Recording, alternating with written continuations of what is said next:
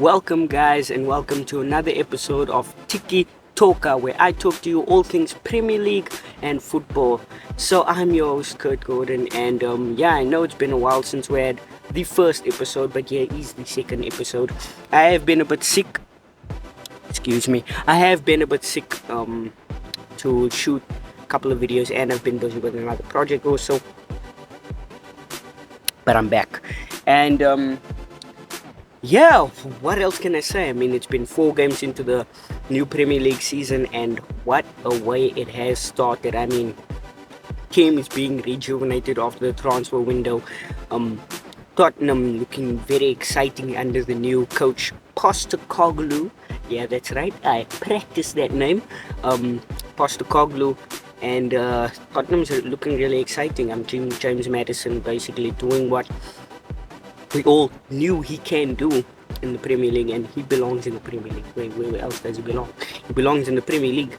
And I mean, we're seeing a rebuild midfield of Liverpool also showing their talents, and to be honest, this is how the Liverpool fans wanted their midfield to be rebuilt. Maybe the few signings that they missed out on in terms of centre back and maybe a new right back as Trent shifts into a midfield role, but they're still doing good. And basically, Man City picking up where they left off, and we just saw last season's Erling Haaland get back onto the score sheet with a hat-trick yet again against Fulham.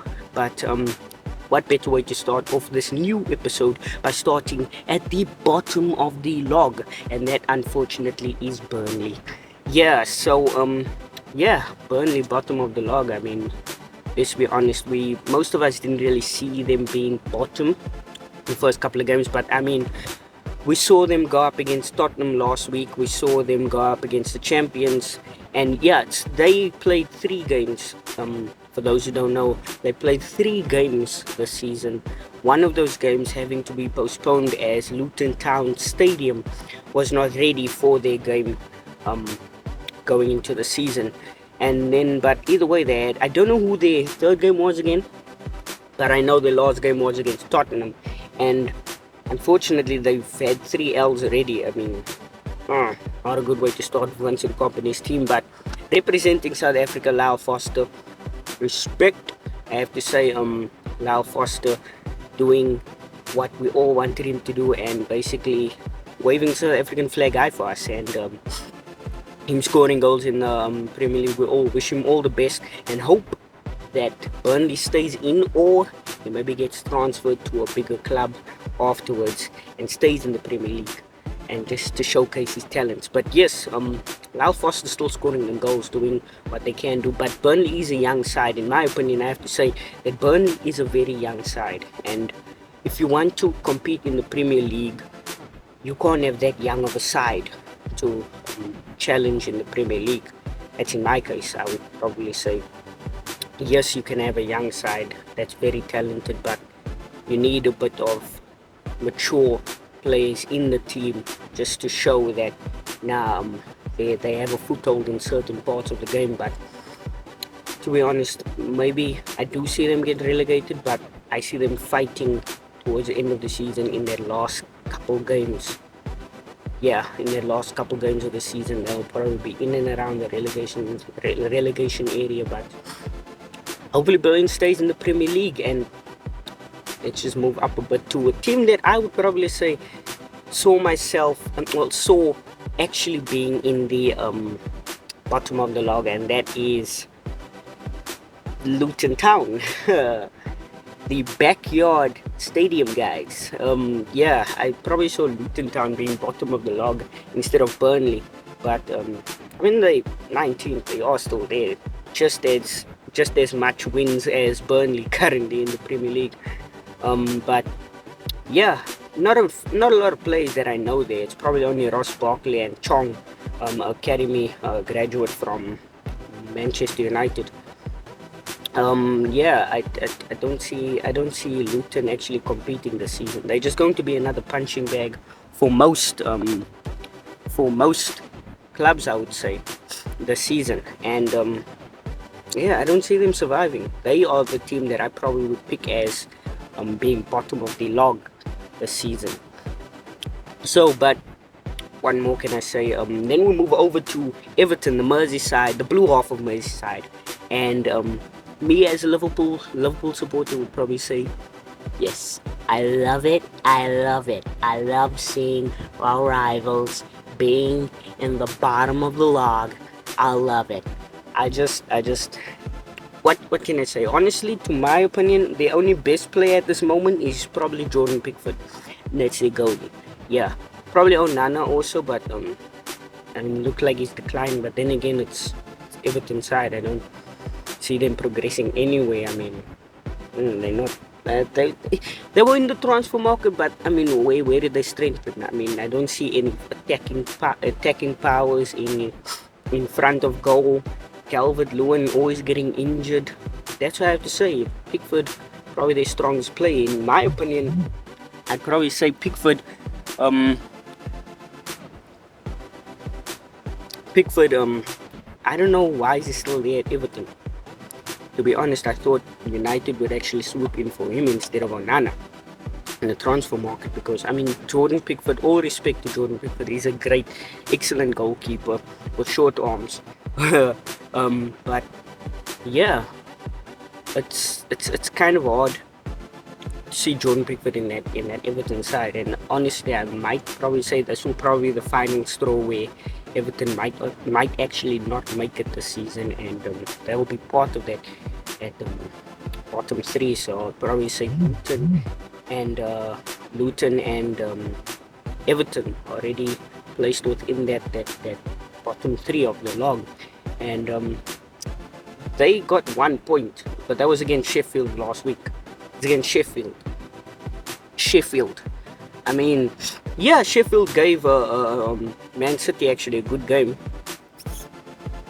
They gave Man City a very good game. So I still don't see it. I still don't see them actually staying in the Premier League this season. So Everton, either you I don't know, change your coach. I don't know exactly what is wrong with Everton, to be honest. I don't really follow them, maybe because they are rivals. They are our rivals, but I don't really care. I don't care. As long as that blue side of there can only be one Merseyside club in the Premier League, and we all know who that is. So, but moving up further into the table, move over to Sheffield United. 1 point against Everton. Played very well against Manchester City. It's against champions at home. Unfortunately, losing out. I mean, doing what champions do, they grind out that result. And Rodri, yet again, as the cult hero, coming in, swooping in, and stealing that 3 points there at Sheffield Stadium. But yeah, I mean, Sheffield United, their next game is up against Tottenham. That's next week.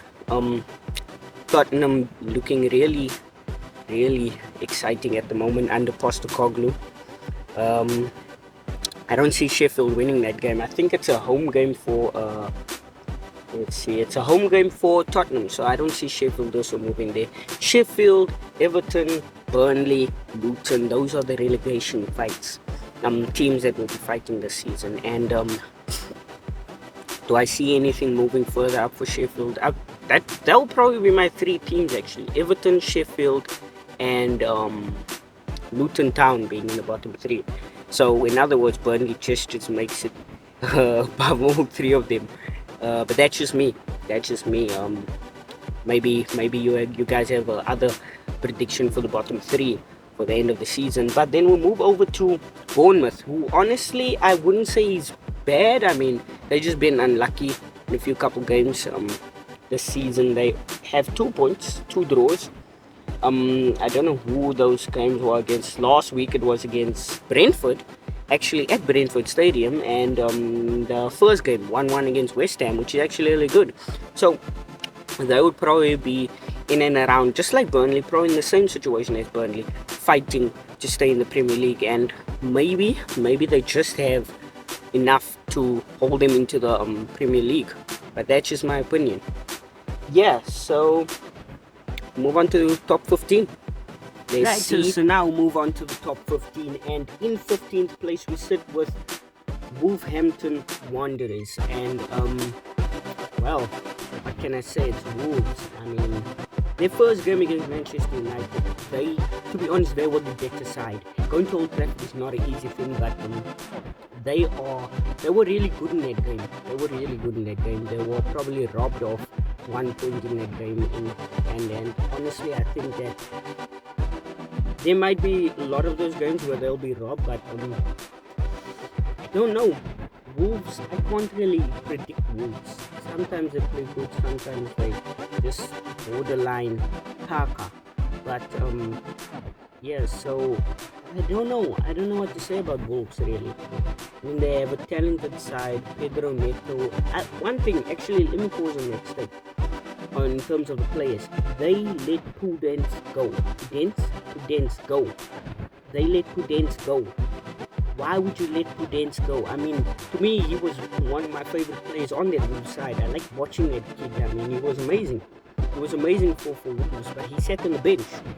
I mean, you let Prudence sit on the bench. I mean, Neto was injured. I think it was last season, but honestly, if you play Prudence and Neto, maybe you should get something out of that team. And what's that guy? Fabio guy. He's not really good at the strike. He doesn't belong in the Premier League. He's not good enough. He's had 3 seasons now with him. 3 seasons now with Wolves, but he's just been pathetic as a striker. That's I don't know. He's just been bad. But in and around that, I can't predict Wolves' season this time. I mean, you can be good, you can be bad. I mean, most of the time it's actually bad, but those times that you're good, it seems like, hey, this is a team that can challenge probably just to get in the top of the table. But then you see them the following week, and then all of a sudden, this is not the team that we saw. But they got a win. They got a win this season already, and that was a win against team that will be in the bottom 3, and I'm mentioning this team again, Everton. Winning 1-0 at Everton's ground. But the next game is unfortunately up against a very good, talented side. And I'm not saying that to be biased, but yeah, I mean, you've seen Liverpool season so far with the midfield and everything. I mean, they've been great. They've been absolutely great. Yeah, so I mean, what more can I say? They have a game up against Everton. They have a game up against Liverpool. They beat the blue half of Merseyside, but they're playing home. So maybe we will see a different side to Wolves. Last season they won this fixture against Liverpool, battering Liverpool. I think it was 3-0 or 2-0, one of the two, but Liverpool won a good side back then last season. But going into the new change in the midfield and everything, I feel this Liverpool should get over the line in this game also. Then we move over to 14th place, a team that we probably did not see being in 14th place, and that is Champions League not debutants, but returning Champions League team Newcastle in 14th place. And yes, I do see them being in the top of the table. It's not a good start to the season. I mean, winning their first game 5-1, and we thought, Newcastle just going to pick up where they left off, and then they went on to their second game, losing 1-0, albeit Manchester City. But they played great in that game. They played very well in that game. They played really well in that game, and they just lost 1-0, only 1-0. So, in my opinion, that was really good. So, after that, they lost to Liverpool, a 10-man Liverpool side. So, and then they had Brighton after that. So, honestly, tough few games of fixtures. Now they have Brentford coming up also next. So, honestly, they have a really tough schedule. And looking at the Champions League group also, they also have a tough group. So we're actually going to see what this Newcastle team is made of. So we'll see how things go. Then we move over to 13th place, and that is Fulham, whose next game should get them the 3 points at home at Craven Cottage, just up against Luton Town. Let's see. They won their first game up against Everton. I mean, I feel everyone's just beating Everton at this point. Everyone is just beating Everton at this point. But they lost their second game at Craven Cottage. I was against Brentford, and then they drew up against Arsenal. I mean, they just probably just another side I would look at as or same as Wolves, but they more of a side I can believe will stay in the Premier League, because they seem like they're that side to stay in the Premier League. They should get their 3 points up against Luton for the next game coming up. Then move over to Fulham. Then move over to Chelsea. We will move over to Chelsea. Yep. How's that midfield doing for you, Caicedo? How's the spectating doing for you, Lavia? Bittersweet. You just love seeing signings that chose rival clubs instead of your own flop. Yeah, Caicedo giving away a ball in their previous loss up against Nottingham Forest, losing 1-0 at home, or because of Caicedo losing possession. Then I think they won their previous game up against. It's Luton. Why am I just mentioning the whole time? I'm just mentioning teams that are in my bottom three. They just getting like they charity teams. They are charity teams, and yeah. They lost against West Ham, who's having an amazing start to the season. Chelsea, I will see them pick up. They will pick up. There's no doubt about the fact that they will pick up sooner or later. I mean, it's a whole new squad. Everyone adapting to each other. Maybe second half of the season, but will they get Champions League? Will they get Europe? That is a massive question. I probably see them bettering their last season's position, but I don't see them. Maybe the furthest I'd probably put them is probably conference, Europa Conference. That's the only highest I see them moving in the league. Then we'll move over to Manchester United. Not a very good start for the season for them. Not a very good start to the season for them, but like I said in the first episode, I see them challenging the season. It's not a good start for them, but you never know. It could pick up along the way. I mean, who do they have next? We'll see how they do up against Brighton. That's a good game to actually watch. I want to actually see that game. Let's see. Are they playing home? Yeah, they're playing home. So it's going to be very exciting. It's going to be very exciting to see what Manchester United does up against Brighton. And that's something I would really love to see. The last game they lost, that game was against Arsenal. The game before that, they beat Nottingham Forest. Yeah, look, that Nottingham Forest game, Forest just came out of the blue. They just said, hey, yo, we're going to go straight at Manchester United, and they went for them. But I probably switched on to the game in 5 minutes and I see, whoa, it's 2-0. Nottingham Forest had a couple chances also. If it were not for Nana, that they were good in that game. But United did show their resilience and did bag the 3 points in that game. But maybe we see a turn after this international break in the Manchester United side, because honestly I do see Ten Hag trying to install something in that side. They have a great squad. They have the younger Nacho, they have Rashford, they have I don't know much about their striker Hodgland or the B-Tech Haaland. Yeah, the B-Tech Haaland. But yeah, I don't see much in that striker, but we'll see how things go. Now, off to the top 10. Let's go. Top 10. Filling up in 10th place is Aston Villa. Currently sitting with 6 points. 10th place. The next game is Crystal Palace. Aston Villa it's a really exciting team. Yeah, they were beaten in the Liverpool game. They were the second best in everything. Honestly, Liverpool were the better side. I mean, you've seen that was a great Liverpool performance. I mean, that's the performance you probably say should be top now throughout the whole season for Liverpool. But honestly, that was probably just a blunder for Aston Villa. I mean, they have a great side. The business that what's the guy's name? Good evening. That guy. I'm trying to get to his name. Good evening. What's his name again? Their manager, Aston Villa's manager.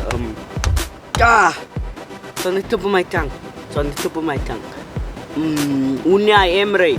The business that he's been doing in that Aston Villa side is amazing.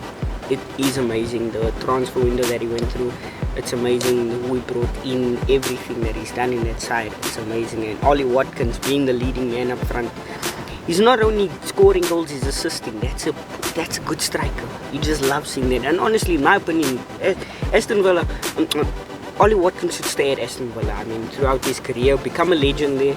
That's what he should do, because Unai Emery is the man to lead them to Europa League probably. Who knows? Maybe something happens this season and then you can say Champions League. But all I can say is all respect to Unai Emery. He's done an amazing job at that Aston Villa side, and I see them challenging yet again this season for a European spot, and that's no doubt because they're an amazing side. Now move over to 9th place, who I probably wouldn't have seen in 9th place, is Nottingham Forest. I mean, signing 300 players yet again proves business, doing good business. I mean, is good by doing good business. Bringing in 6,000 players probably is really good. I mean, they are 6 points. They won their last game against Chelsea. Unfortunately against Man United. Nottingham Forest, they beat Sheffield United. I mean, honestly, I don't think they will have a good season this season. I mean, probably like top 15, maybe top 15, I'd say. But they started off the season very well. They're one of those sides. They seem like one of those sides where you don't know what to expect. Whether your team is going to beat them or just miss out. Just miss out on a win against them. I mean, you can't predict that Nottingham side, and for a small club, that should be a good factor to them because once a big club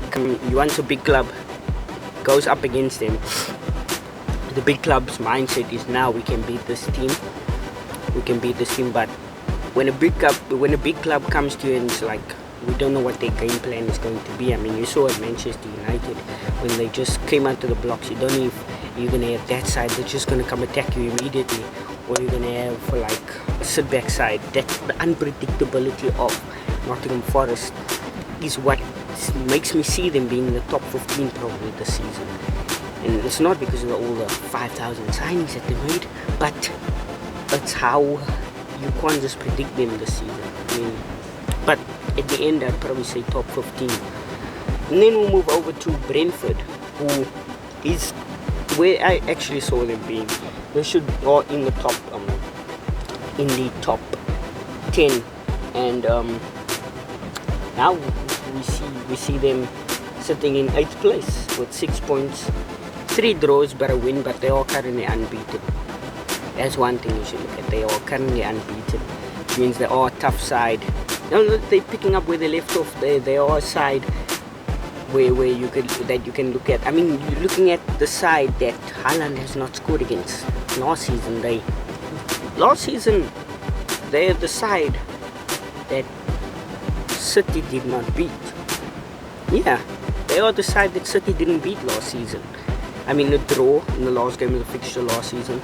and then also beating them at the Etihad. I mean, Brentford is a side that's in the top 15 but creeping into the top 10. They are that side. Their next game is up against Newcastle. Another test for them, but I probably see them getting another draw in that game. Just let me see if it's home. Nah, it's an away game, unfortunately. At St. James's Park, it is a tough place to go to, but Frank, right? Thomas Frank. Yeah, he should have a game plan up his sleeve. I mean, yeah, no Tony at the moment, but I mean, Buemo is doing he's doing the deeds. He's doing the deeds. I mean, that at Brentford side is scary. It's a scary team to play up against. It's a very scary side to go up against. I mean, when my team plays up against them, I'm like, it's a really tough game. I'm gonna get frustrated and everything. But Brentford is a side we all should look out for. Since last season, jeez, Brentford. But now move over to 7th place, Crystal Palace. No Zaha, no problem. 1 loss, but 2 wins and a draw. They beat. Who did they beat? They beat Sheffield. They lost against Arsenal, only 1-0, and it was a penalty. I think it was a penalty. It was on goal. Penalty. I think it was a penalty. And yeah, they were a man down. No, Arsenal were a man down, but they dominated that game. They dominated that game once Arsenal went a man down. Yeah, of course. Their next game is up against Aston Villa. That's actually going to be a nice game to watch. Crystal Palace versus Aston Villa. That's going to be a good game to watch. I can't predict that game. Maybe I'd go for a home win to Aston Villa. But yeah, they beat Wolves. Yeah, Crystal Palace I'd probably put them in the same category this season as Nottingham Forest. They are a team you should look out for. I mean, yeah, there's no Zaha, but Eze is doing the deed. Olise, he's doing the deed. I don't know if he's injured now. I don't know. I don't think he's injured. But he's doing the deeds. I mean, they just no Zaha, no problem. Roy Hodgson just doing his thing there. Palace is just doing their thing now. I mean, a proven Premier League side. They are a proven Premier League side, and they will be staying in the Premier League. Top 15, I'd probably say. Would I say creeping into the top 10? Don't know. But yeah, then move over to 6th place, and that is Brighton and Hove Albion, who won their last game. I think they won their last game. Yeah, 3-1 against Newcastle with a hat-trick from Ferguson. I don't think it's Duncan. Is it Duncan? Nah, it's not Duncan. Nah. But the young 18-year-old had a hat-trick in his previous game, Ferguson. Really good striker. I saw him in the back end of last season. He was amazing. A great striker for Brighton. Honestly, someone I see starting for them is Ferguson instead of João Pedro. They recently signed from Watford, and it's a really good side. Brighton is a really good side. They are a team we should all be like fearing. I mean, but then again, we've been fearing them since last season. But yeah, they have their next game up against Manchester United. Like I said when I was reviewing United, it's going to be a nice game to watch. Going to the theatre of dreams, or in this case the theatre of nightmares now. Yeah, Brighton sitting currently in 6th place, and we'll see how things go there. They're just going to be picking up where they left off. Only thing I'd probably say is, can they balance the Europa League, Premier Leagues, and the Premier League domestic competitions? Can they do that? That's the only thing that might actually see them slip a bit further down in the table. Not that much. Still top of the table. Like top 10. Maybe top 8 in the table. But I don't see them struggling. Now move over to the top 5. It's top 5. And currently sitting in 5th place is Arsenal. Yeah, they started off the season well. Yeah, one of the unbeaten sides. this season. Unfortunately, they lost 2 points again at home to Fulham, which I would probably say is the only reason why they're sitting in fourth place. But then again, they're sharing points with the top, the 1, 2, 3 teams above them. Yeah, so yeah, they're basically just continuing where they left off last season. And I don't mean continuing where they left off as in like towards the end of the season they didn't do so good. I mean the good performances, putting in like their good shift and grabbing points in the 90th minute. Arsenal's a great side. I love watching Arsenal's team. I mean Declan Rice just slotting in and just doing what he does. No doubt about Declan Rice being like bad player there in that Arsenal side. There was no doubt, because I mean he just slotted in and he just went on with his business, because it's like he was just there in the squad always. He was just always in that squad. And one player that I would probably say doesn't deserve to start there is Kai Havertz. I don't see what he's just filling up that squad. I don't know what Kai Havertz's job is there. You saw, I mean, he missed oh my word. There's one player, I don't know. He just go back to the Bundesliga. He's not that good. He's not that good for the Premier League. And he was useless at Chelsea. It doesn't seem like he's doesn't seem like he's there in that Arsenal side. Honestly, Emile Smith-Rowe should start ahead of him.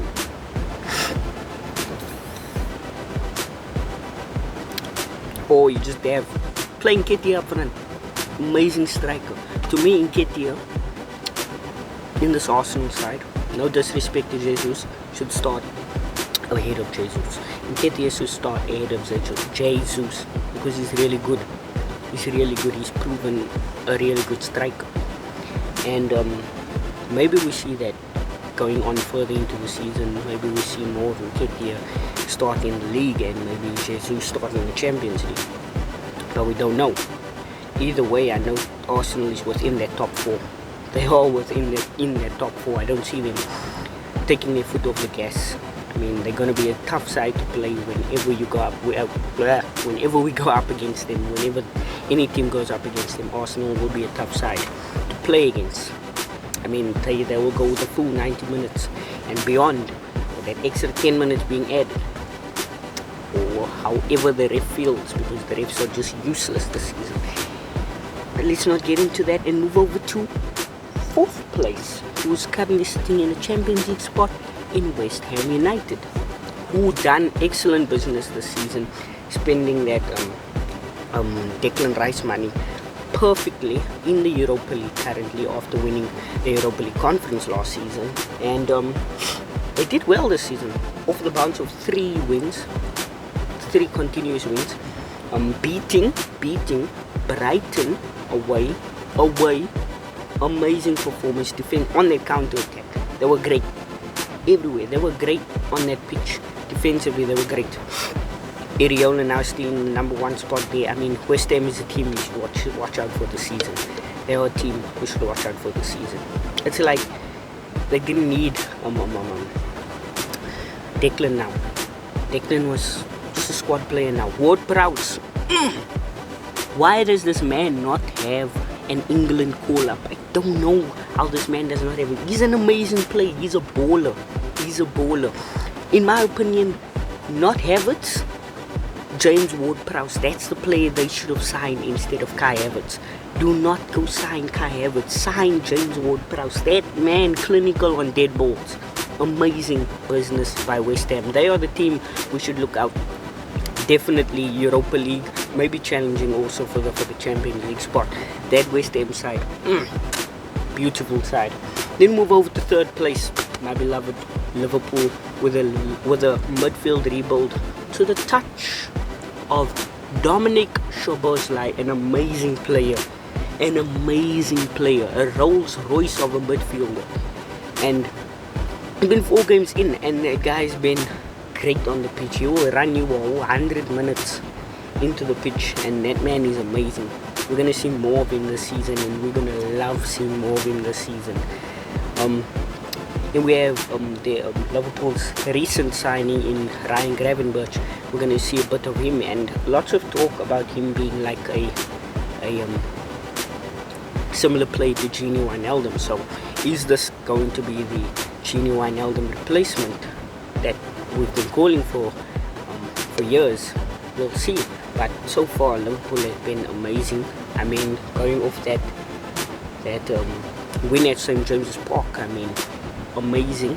We're seeing DN9 finally give him the number 9 shirt, and he will prove you wrong. I mean, we've been saying it last season. Give this man one season just to adapt. The following season you're gonna find him, and he will hurt you. Darwin Núñez. Keep that name in your mouth. Future Ballon d'Or candidate. I'm not saying winner, but watch that man. Watch him. Previously, I think it was Friday or yesterday. 2 assists for Uruguay. Okay, before that was Aston Villa. I think he had 2 assists in that game. The own goal and Salah's goal. Okay, before that, Newcastle 2 goals. Watch this man. I can see what he's doing. I can see what he's doing. He's cooking. Yeah. Watch out. Liverpool are a team that will be challenging again this season. Who knows what we see? Maybe we see in January them go for that extra defender that they've been wanting, or fans been wanting, and maybe another midfield. But either way, Liverpool is contenders for top 4. They are contenders for top 4. Title challenges, yes, won't be that much of a challenge like they were back then. Maybe next season, but we'll see. Premier League is unpredictable. Then move over to Tottenham. Like I said, a very attacking, lovely side to watch. James Maddison, Kulusevski, Son. Let's not talk about that useless striker in Richarlison. But they brought in Johnson from Nottingham Forest, and Tottenham's gonna be lovely to watch. They at the backside is not that good, but they're going forward. They're one of the most exciting sides to watch in the Premier League, and I'm gonna be scared watching them. But a Liverpool-Tottenham game is gonna be nice to watch. I mean, both teams gonna be attacking each other. You're looking at high goal scoring game, a high scoring game. But this Tottenham side is amazing. Oh my word. Postecoglou has got a good side on him, and with him not being in Europe, I mean, they might actually challenge for top 4 this season. Harry Kane, who needs him? I mean, they're just going to be doing something this season. Hopefully it's without Richarlison. We'll get his cameo here and there, but I don't see that Richarlison doing anything up front. Brennan Johnson, the moment he moves up when he gets put in that number 9 spot, they will do something. I mean, Brennan Johnson can run. He has pace on him. Under Postecoglou, maybe he will adapt to his new finishing style, but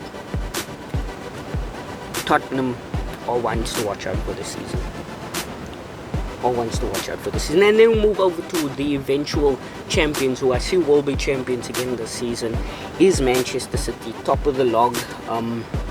What more is there to say other than the fact that this team just doesn't run out of gas. This Pep side is just a team that just annoys you, makes you think like your league is just another farmers league. And they're just going to prove it again this season with that over.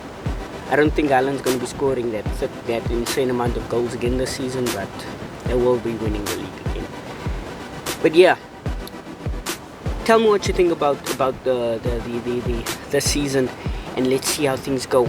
See you next time on the 3rd installment of Tiki-Talka. I'm your host, Kurt Gordon. Ciao.